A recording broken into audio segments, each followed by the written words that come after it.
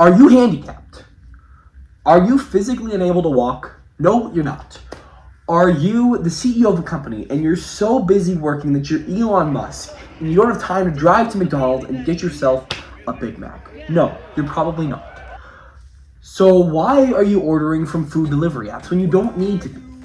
Because you're a geek and you're sitting at home. Oh, I don't feel like getting food myself from my fridge. I don't feel like going to go get some myself.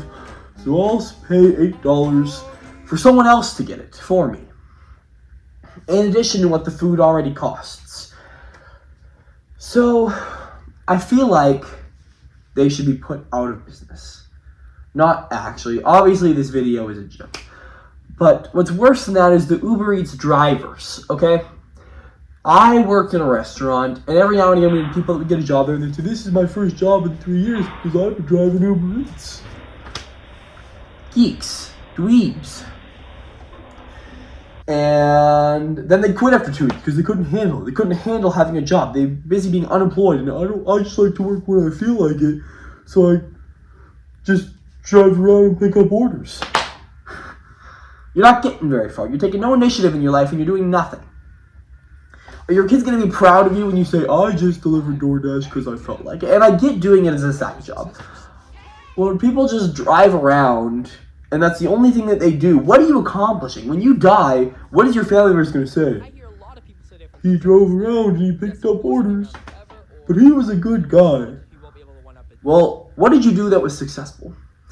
When I worked at this restaurant, there was a guy, I'm going to call him Headset. He was an Uber Eats driver, and I didn't like him because he did this multiple times. He'd come in, he'd pick up 2 orders, 3 orders, because, but then the third customer, by the time they get the order, it's cold. And then they call us and complain. He's like, sorry, that's because of headset. You wear a headset like a geek.